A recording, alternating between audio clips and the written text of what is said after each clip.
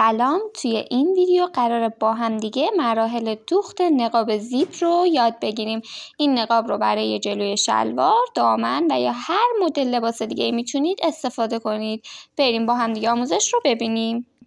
یه پارچه مستطیل و ابعاد 10 در 17 بردارین، لایه بزنین، دولا کنین، دور تا دورش رو سردوز بزنین. این میشه برای یک قسمت نقاب. تکه بعدی با ابعاد 5 در 17 سانتی متر، پشتش رو لایه زدم، یک سمت رو هلال کردم و دورش رو سردوز زدم. و در نهایت به یک زیپ معمولی 20 سانتی نیاز داریم. اینجا قسمتیه که من قراره زیپ بدوزم و اینجا روی پارچه من هستش. اول از دست راست خودم شروع میکنم، چه شلوار چه دامن به هر قسمت که میخواین زیپ رو بدوزین از سمت راست این کار رو شروع میکنین.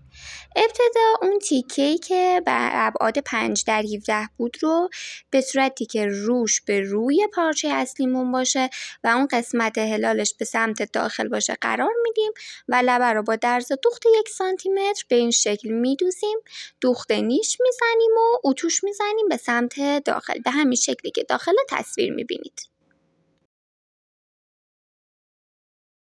حالا زیپتون رو بردارین طوری که ببینین الان روی زیپ من هستش، رو به روی پارچه نقاب قرار میدم به این شکل، دقیقا لب به لب دوخت نیشی که زدم و از این خط مستقیم میدوزم.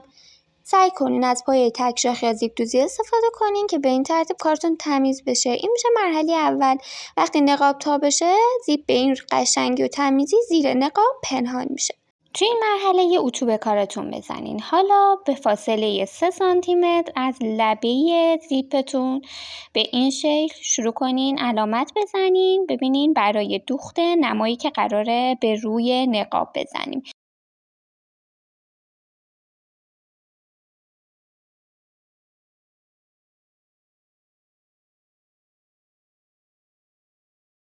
ببینید من این علامت ها رو به هم وصل میکنم و قسمت پایین کار رو ببینین. زمانی که میخواین هلال این قسمت رو بدوزین، ببینین به این شکل قراره اینجا رو هلال بدوزین. این قسمت تا این قسمت زیپ که میدوزین سمت مقابل رو نباید درگیر دوخت کنین. به این شکل برای اینکه حالا کارتون راحت تر باشه بهتره زمانی که زیپ رو میدوزین انتهای زیپتون با انتهای نقابتون دقیقاً کنار هم باشه تا بتونین این کار رو انجام بدین. من نقاب رو با سوزن به روی کار فیکس کردم و شروع میکنم با پایه زیپ دوزی روی همون مسیری که علامت زدم به پهنای 3 سانت خیلی آروم و با دقت این دوخت رو انجام میدم. اصلا عجله نکنین که کارتون جمع بشه. من اینجا سرعت ویدیو رو بالا بردم ولی شما خیلی آروم و با دقت این کار رو انجام بدین.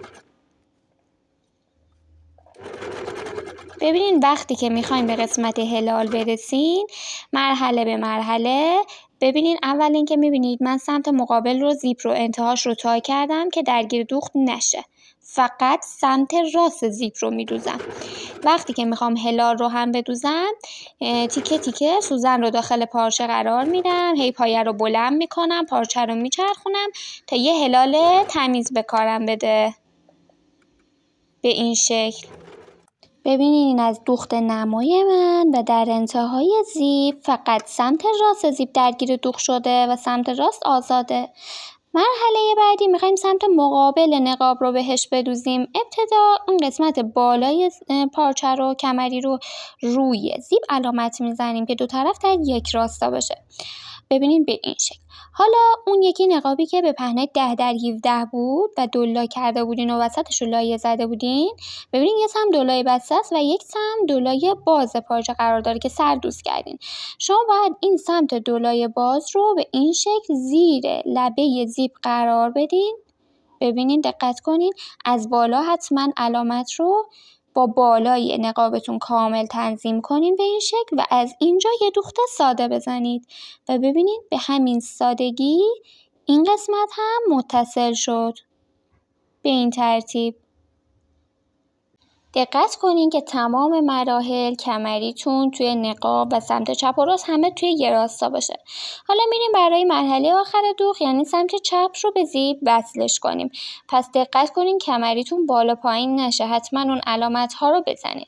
زیپ رو من بازش میکنم به این شکل. ببینین این الان قراره به همدیگه وصل بشه. سمت مقابل رو ببین 1 سانت به سمت داخل تا میزنم. الان روی پارچه به سمت خودمه. خب 1 سانت به سمت پشتش تا میزنم.